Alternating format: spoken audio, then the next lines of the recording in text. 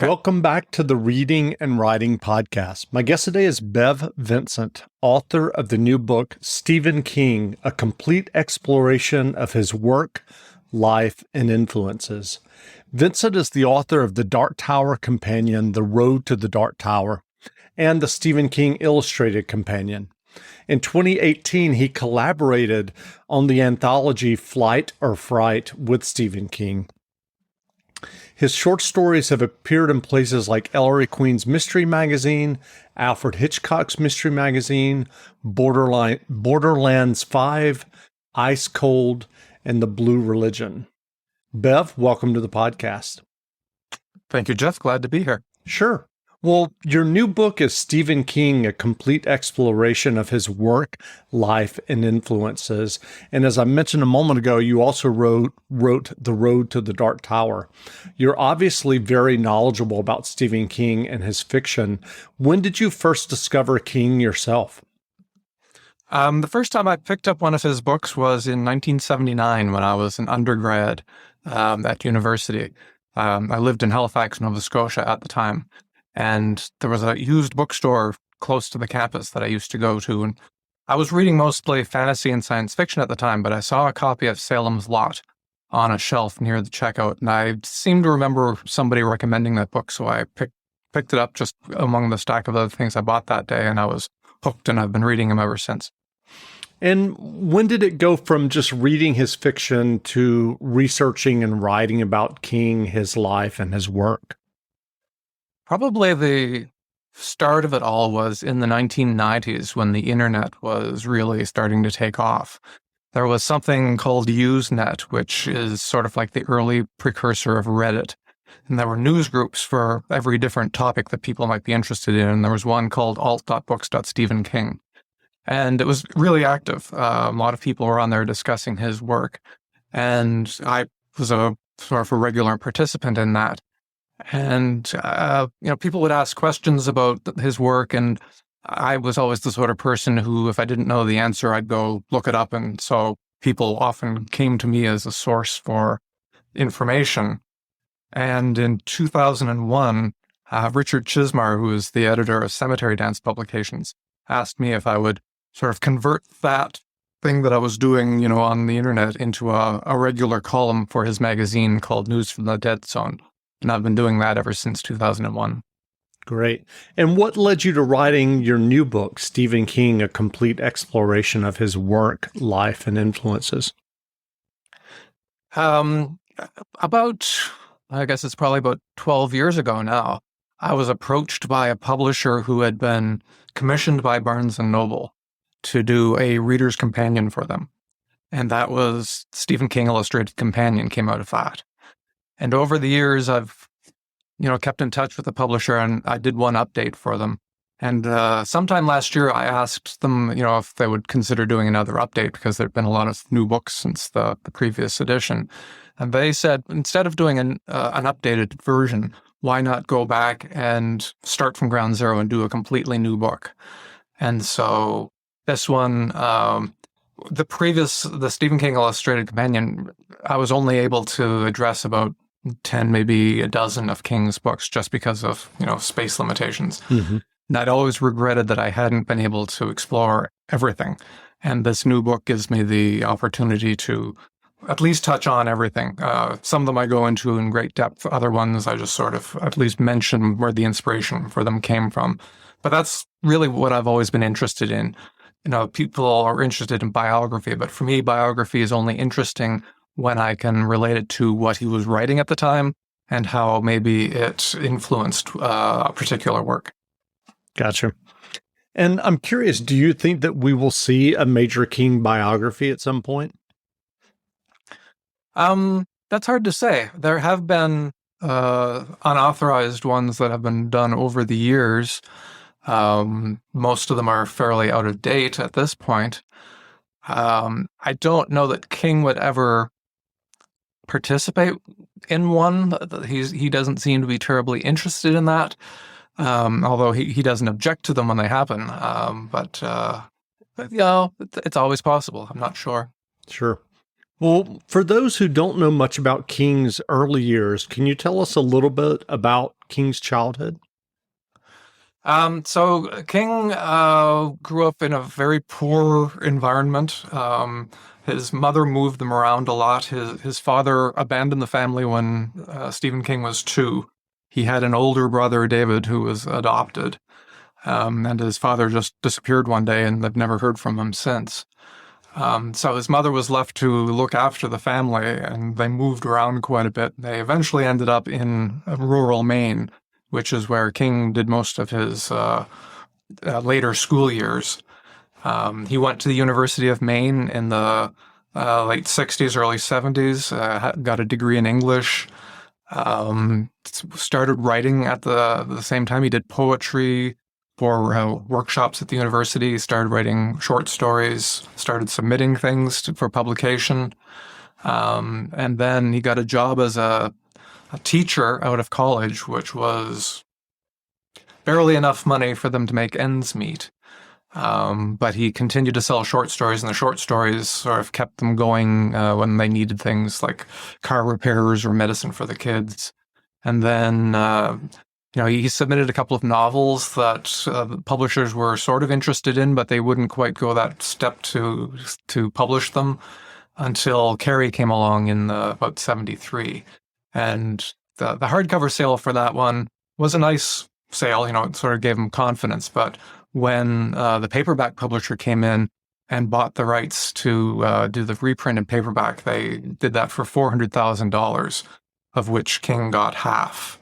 And in today's dollars, that's probably a couple of $1 million, given that he was making less than $10,000 as a teacher at the time. Well, when did he publish his first short stories? Was it when he was in high school or in college? He submitted when he was in high school, but the first short story was one in Startling Mysteries, which I believe was published when he was in college.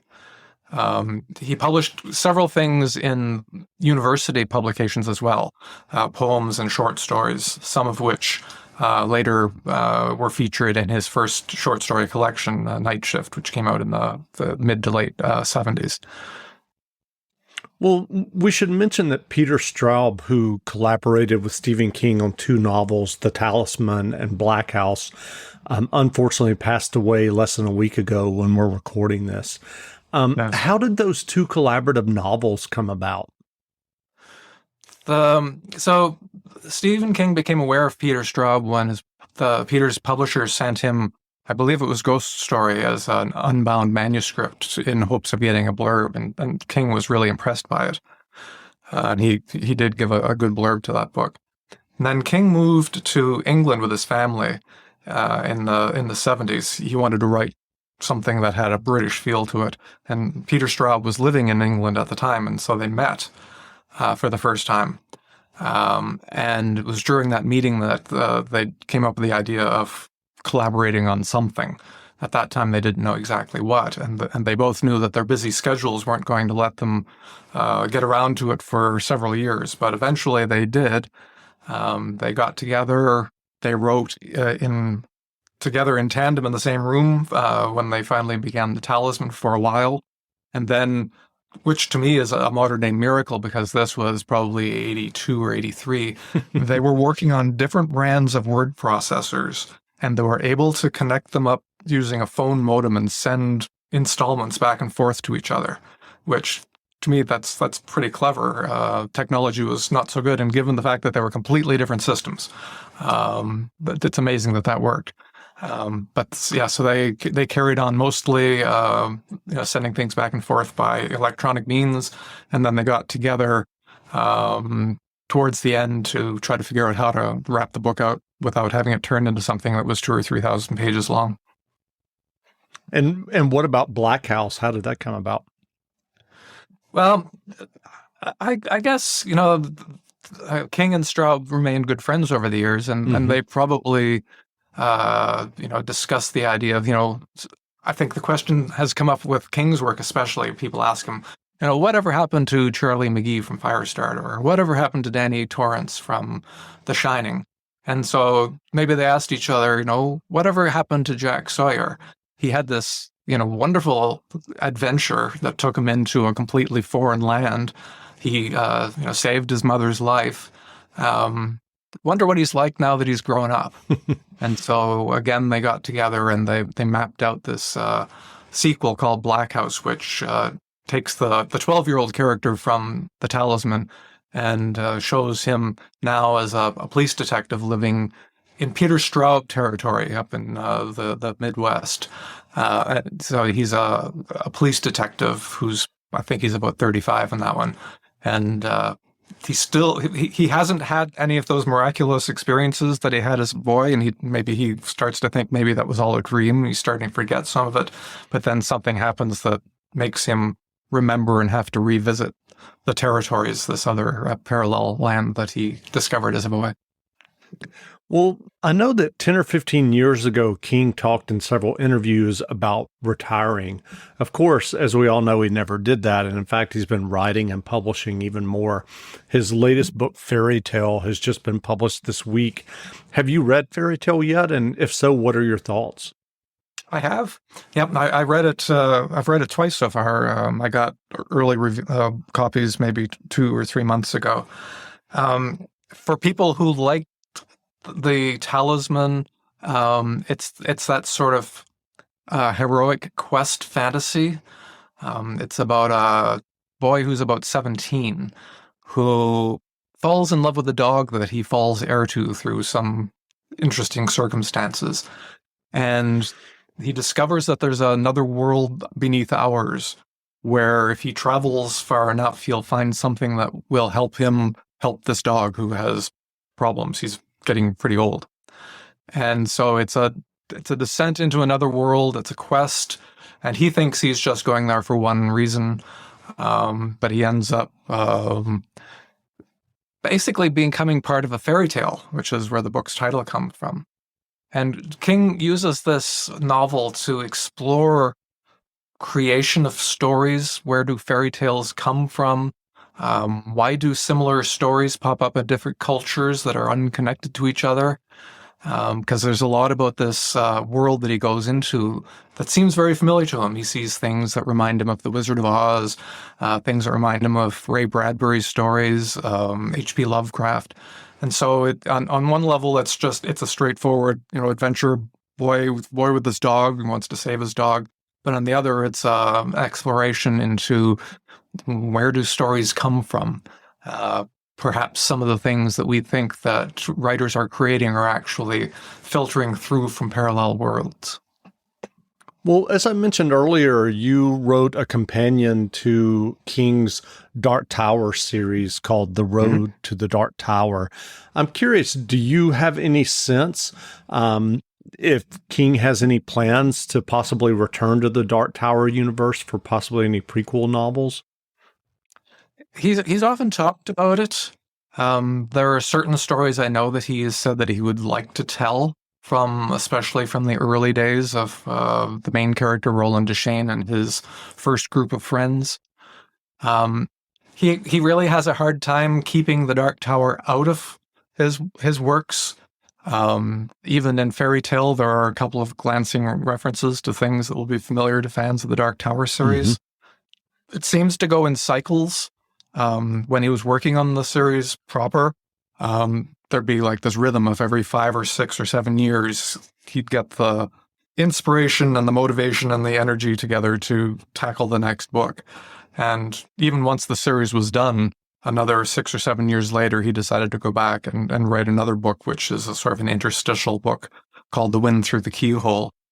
And there've been lots of other short stories, novels, novellas that are strongly influenced by it. And I think it's something that occupies his mind quite often. So I think most of us who have been followers of the Dark Tower series, and I started reading it in 1982 and kept up with it all the way along. I think we hope that there will be another full-blown Dark Tower something or other. But, of course, that's completely up to inspiration and motivation and, whether King really feels like it's a story that deserves telling. Sure. And I'm curious, if you have your own thoughts, because I I feel like we're kind of in a golden age of video and filmed content with, umpteen number of streaming services. I'm as a fan and a viewer, I'm just shocked that the Dark Tower has not made it into kind of an episodic TV on a Netflix. I mean, have you heard of any efforts along those lines? Yeah. So of course there was the movie that came out in 2017. Right, of course. Which, yeah.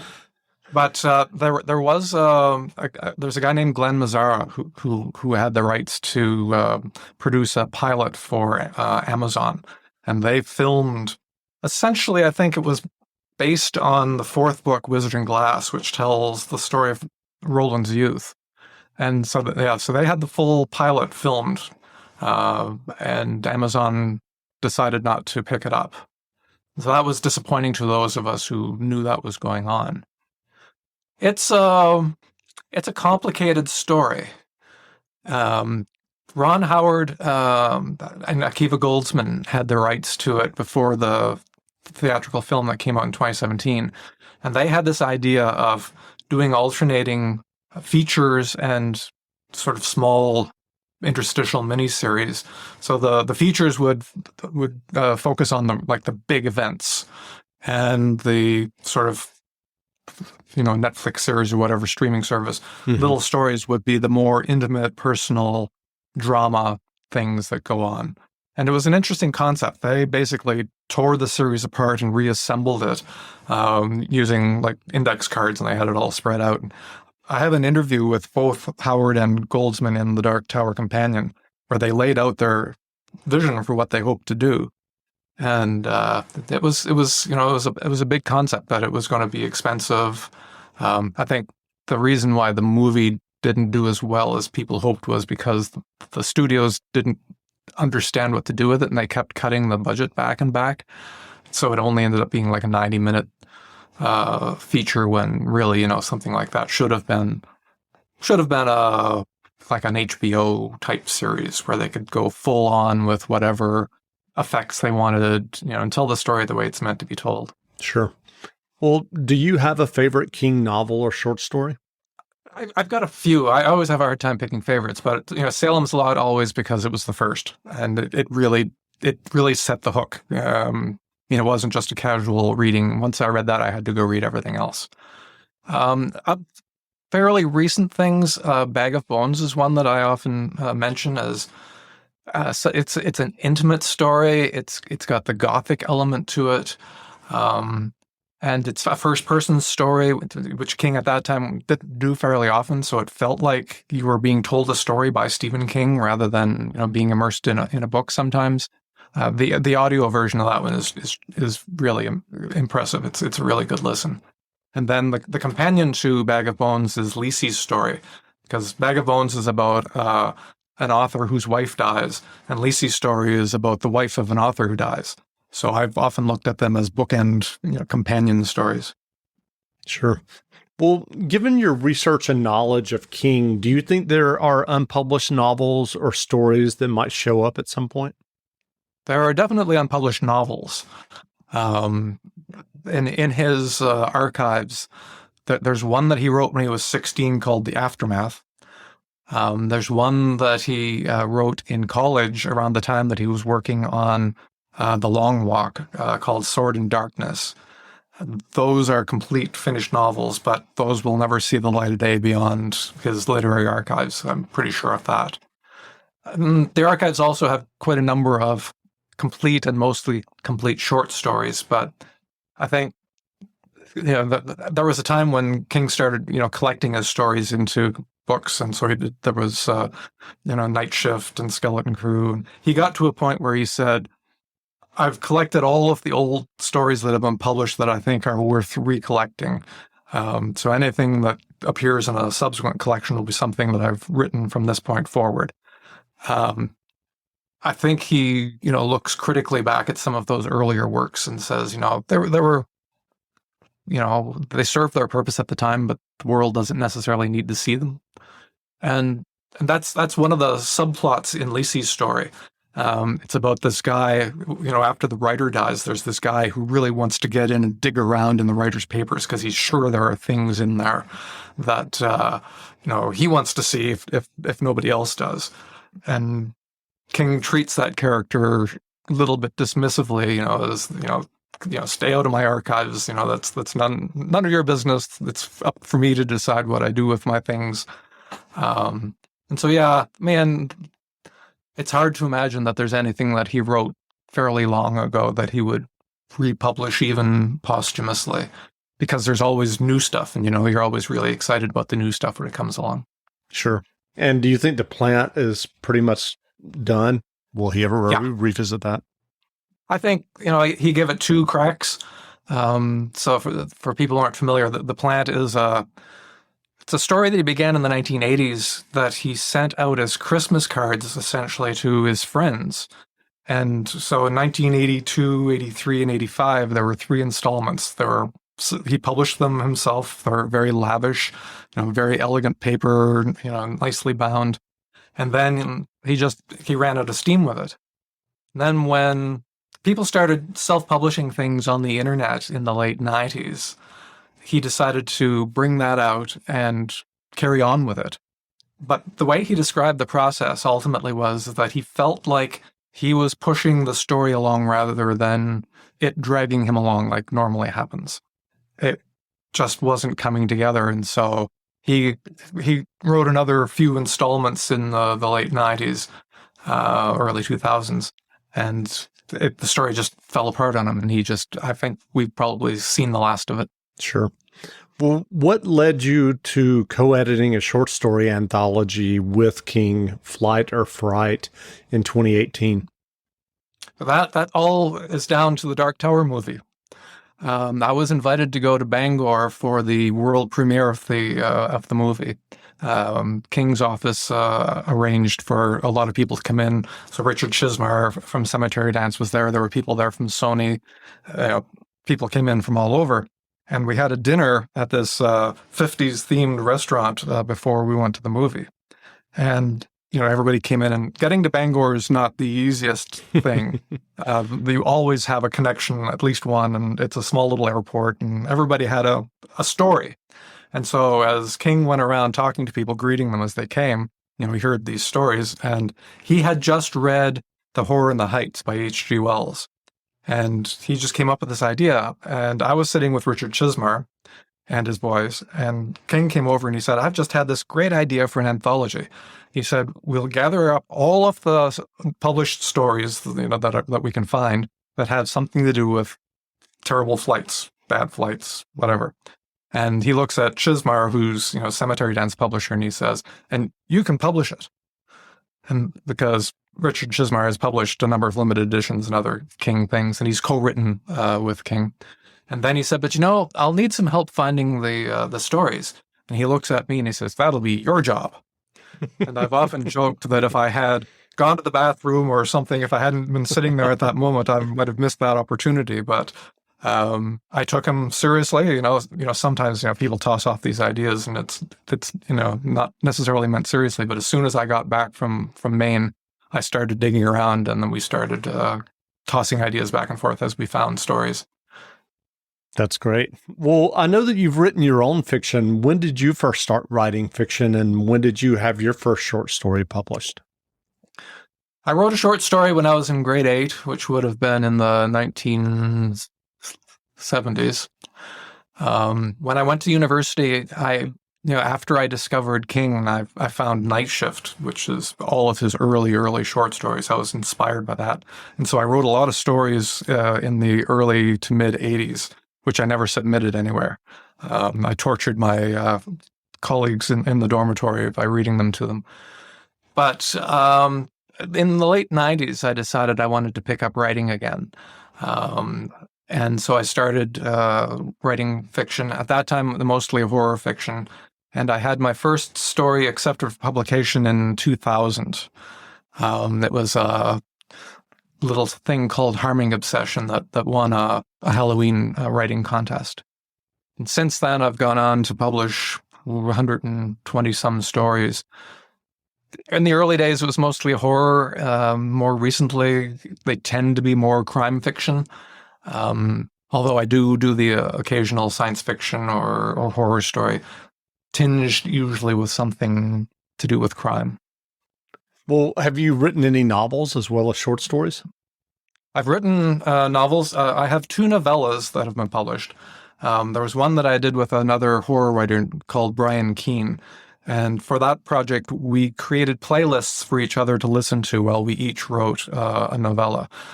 We've often shared our musical loves and interests, and we thought it'd be interesting if I made a playlist for him and he made one for me. And that's a horror story called The Dead of Winter in a book called Dissonant Harmonies. And then when COVID came along and I was sort of idling around looking for something to do, I put together a self-published novella called The Ogilvy Affair, which is published on Amazon. But beyond that, I have several novels. I have 2 that I think are in a state that I want to get them into the hands of some editors to see if I can get those published. One's a straight crime novel, and the other is it's about a horror writer. It's slightly King influenced, but it's not. Yeah, it's about a horror writer who had a mysterious experience at an inn early in his career before he started writing, and he was influenced by it. And he's never talked about what the mysterious thing was. And now in the modern day, there's a fan convention going on in that inn, and he's been asked to go back there. That sounds fun. Well, what books besides fairy tale have you read recently that you enjoyed? So I just finished reading Heat 2, which is the sequel to the Michael Mann movie. And it's written by Michael Mann and Meg Gardner. And it's both a sequel and a prequel to the movie. It delves into what happens after the last shot of the film and then goes back and tells some of the stories before the movie took place. And another one I also read this weekend is called The Devil Takes You Home by, I think I put a copy out here, but I don't know the name. It's Gavino Iglesias. And it is a crime novel with supernatural elements. And interestingly, I took both of these books with me on vacation, and they both have to do with people who are trying to steal money from organized crime, drug dealers, basically. Completely different takes on that subject, but I recommend both of them highly. That's great. Well, where can people find you online if they'd like to learn more about you and your writing? It's hard to avoid me.